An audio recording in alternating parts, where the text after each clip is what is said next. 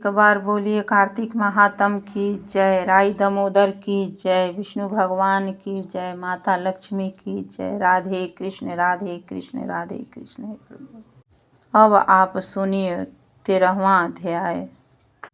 नारद जी बोले, यह सुनकर क्रोध से कांपते शरीर वाला जलंधर सैकड़ों दैत्यों के साथ शीघ्र निकल पड़ा। जाते जाते उसको शुक्र और राहु दिखाई दिए और मुकुट भूमि पर गिर पड़ा के मारे वह स्वयं भी गिर गया। दैत्यों की सेना से युक्त सैकड़ों विमानों से आकाश ऐसे भर गया जैसे वर्षा ऋतु में मेघ से भर जाता है। उसके उद्योग को देखकर इंद्रादि के सब देवता अलक्षित हो शिव जी के समीप गए और प्रार्थना करते हुए कहने लगे। देवता बोले, हे स्वामिन, हे प्रभु, क्या आप इन देवताओं की आपत्ति को नहीं जानते हैं? हमारी रक्षा के निमित्त इस सागर नंदन को मारिए। देवताओं के वचन सुनकर शिव जी ने हंसकर महाविष्णु भगवान को बुलाकर कहा। ईश्वर बोले, हे विष्णु, आपने संग्राम में जलंधर को क्यों नहीं मारा? उल्टे अपना स्थान वैकुंठ छोड़कर उसके घर में जा बसे। विष्णु बोले, वह तुम्हारे अंश से उत्पन्न हुआ है इसलिए तथा लक्ष्मी का भाई है, इस कारण उसको संग्राम में नहीं मारा। तुम ही उस दानव का वध करो। ईश्वर बोले, यह महातेजस्वी इस अस्त्रों से मेरे हाथों न मारा जाएगा, इसलिए बोले, यह महातेजस्वी इन अस्त्रों से मेरे हाथों नहीं मारा जाएगा, इसलिए देवताओं समेत आप अपने तेज का शस्त्र बनाने के लिए मुझे दीजिए। नारद जी बोले, इसके बाद विष्णु आदि सब देवताओं ने अपना अपना तेज दिया। वे सब इकट्ठे हो गए। यह देखकर शिव जी ने अपना भी तेज छोड़ा। शिव जी ने उस तेज के समूह ज्वालाओं की माला से अति भयंकर उत्तम शस्त्र सुदर्शन चक्र बनाया। उससे जो कुछ तेज बच रहा, इससे इंद्र ने वज्र बनाया।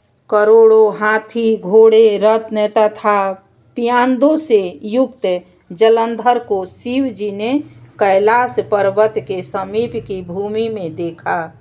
उसको देखकर ही सब देवता जैसे आए थे वैसे ही छिप छिप कर चले गए और शिवगण अति शीघ्र युद्ध के लिए संग्राम में उतर गए। तदंतर शिव जी की आज्ञा से नंदी, गणेश, स्वामी कार्तिक आदि गण युद्ध के लिए दुर्मद हो कैलाश से शीघ्र उतर पड़े। तदंतर कैलाश के समीप भी भूमि में शिव और दैत्यों में शस्त्रों से घोर संग्राम हुआ। वीरों को आनंद देने वाले मेरी दैत्यों में शस्त्र कैलाश के समीप भूमि में शिव और दैत्यों में शस्त्र संग्राम हुआ।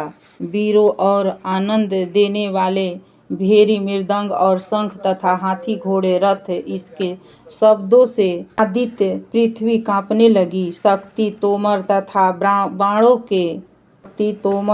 बाणों के समूह, मूसल, पाश और शस्त्रों से व्याप्त आकाश ऐसे शोभायान हुआ मानो उल्काओं से आच्छादित हो। मारे हुए जो हाथी, घोड़े, रथ से उसने भूमि ऐसी शोभित हो रही थी मानो गिराए गए पर्वतों के शिखरों के खंड से आच्छादित हो रही है। शिव के गणों द्वारा मारे गए दैत्यों को युद्धों में शुक्राचार्य संजीवनी विद्या के बल से बारंबार जिलाने लगे। उसे देख व्याकुल और भयभीत सब गणों ने देव महादेव के शुक्राचार्य की करतूत को जा सुनाया। तब रुद्र के मुख से अति भयंकर ताड़ वृक्ष के समान जांघों और गुफा के समान मुख और स्तनों से वृक्षों को पीड़ित करने वाली कृत्या प्रकट हुई।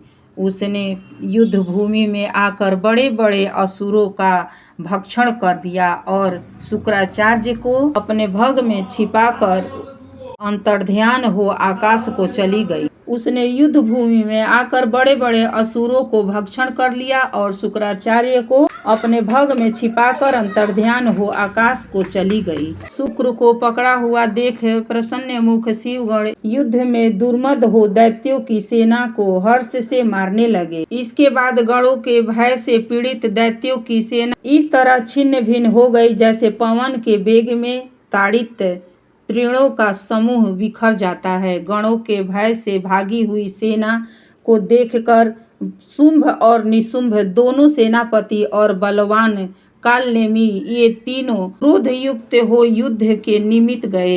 ये तीनों महाबली वर्षा ऋतु के मेघ के समान बाणों की वर्षा करते हुए गणों की सेना को रोकने लगे। तदंतर दैत्यों के सर समूह तिंडी दल के समान आकाश और दिशाओं में मारे गए और उन्होंने गणों की सेना को कंपायमान कर दिया। सैकड़ों बाणों से भीगे रुधिर की धारा को छोड़ते हुए गण बसंत ऋतु के ढाल के वृक्ष के समान लाल रंग के सिवाय कुछ नहीं जान पड़ते। उसी समय गिरे और गिराए गए छिन्न भिन्न सब गण संग्राम भूमि को छोड़कर भाग गए। तदंतर नंदी और स्वामी कार्तिक आदि वीर अपनी सेना को हारी हुई देखकर क्रोध युक्त हो हठ से दैत्यों को रोकने लगे। एक बार बोलिए कार्तिक महात्म की जय, विष्णु भगवान की जय, माता लक्ष्मी की जय, राई दामोदर की जय। राधे कृष्ण राधे कृष्ण राधे कृष्ण।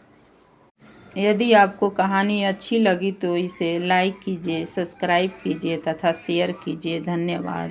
राधे राधे।